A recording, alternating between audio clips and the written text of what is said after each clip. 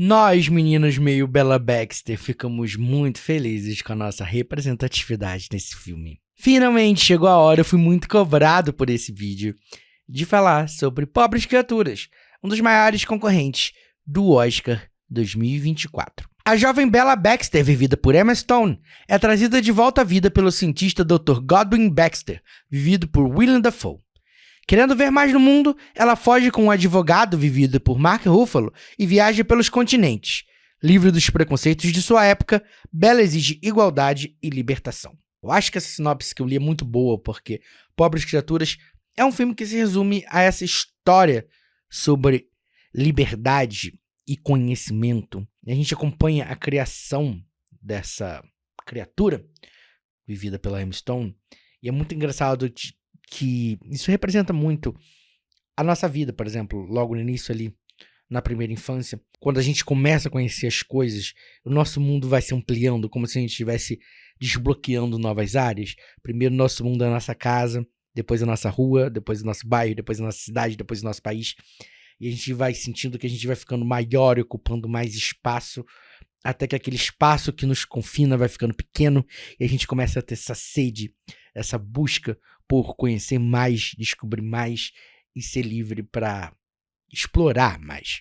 E eu acho muito perspicaz, né, que apesar de a gente estar falando de uma história sobre médicos e monstros, a gente ter aqui uma personagem feminina como centro dessa história, porque a gente consegue discutir liberdade sobre uma outra ótica, que vai além do que a gente pode falar sobre a liberdade do homem no mundo contemporâneo.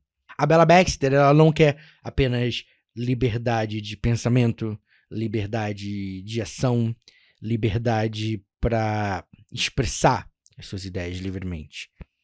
Ela também começa a entender outras liberdades femininas que são um tabu na nossa sociedade. Tanto que é um tabu que a gente vê as discussões que esse filme suscitou por ter, sei lá, essas inúmeras cenas de sexo, como se elas não fossem importantes para narrar ali a questão da liberdade também sexual da Bella Baxter, como ela tá ali descobrindo como o sexo é uma forma de poder, é uma forma de viver nesse mundo capitalista, é uma forma de prazer. Então, embora você vai ver muita gente falando o contrário, nada ali é desnecessário ou colocado apenas para chocar.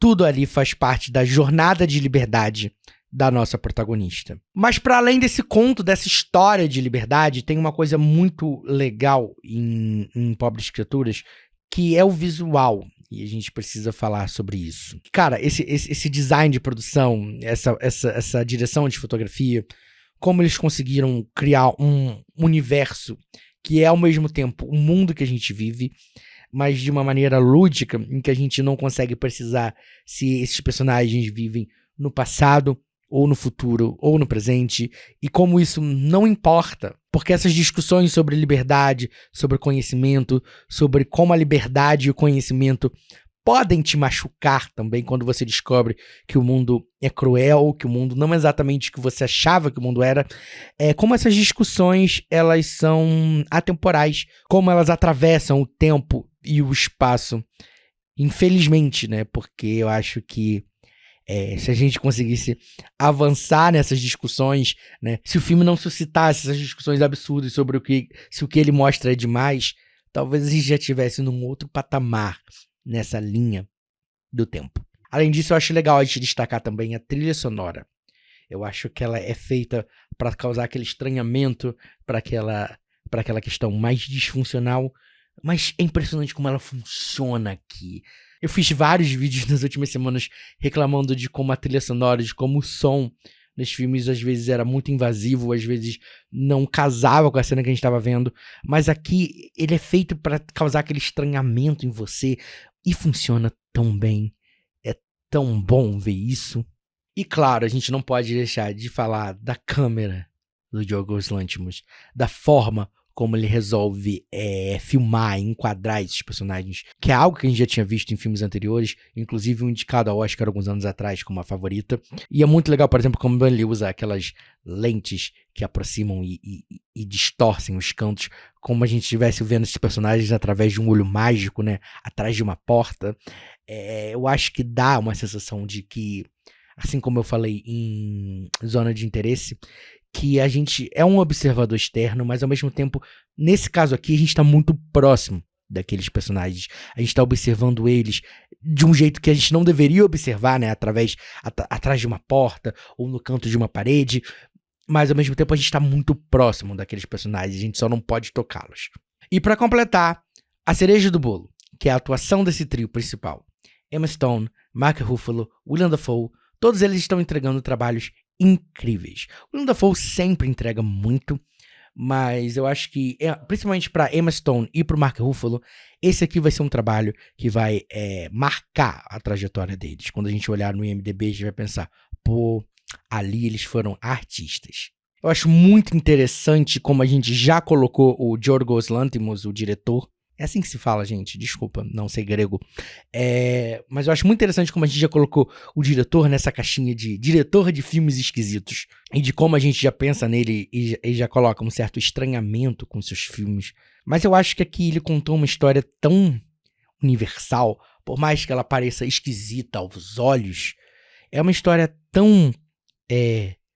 de todas as mulheres do mundo, que eu acho que fica difícil não se relacionar, não ter alguma reação quando se assiste a Pobres Criaturas. Eu acho muito interessante que eu venho falando que existem filmes que são grandes demais sem propósito. Aqui a gente tem um filme aí de quase 2h30 e que é tão gostoso de ver que eu fiquei tipo, cara, eu posso, sei lá, fazer um intervalo, 10 minutinhos, tomar uma água e assistir de novo na sequência. Ou, sei lá, tem mais 2 horas de Bella Baxter, eu quero muito ver mais sobre ela. Com certeza é um dos meus favoritos nesse Oscar, que premia os melhores de 2023. Pra Pobres Criaturas, eu dou 5 estrelas. E você, já assistiu? Gostou? Não gostou? Também se sente meio Bella Baxter?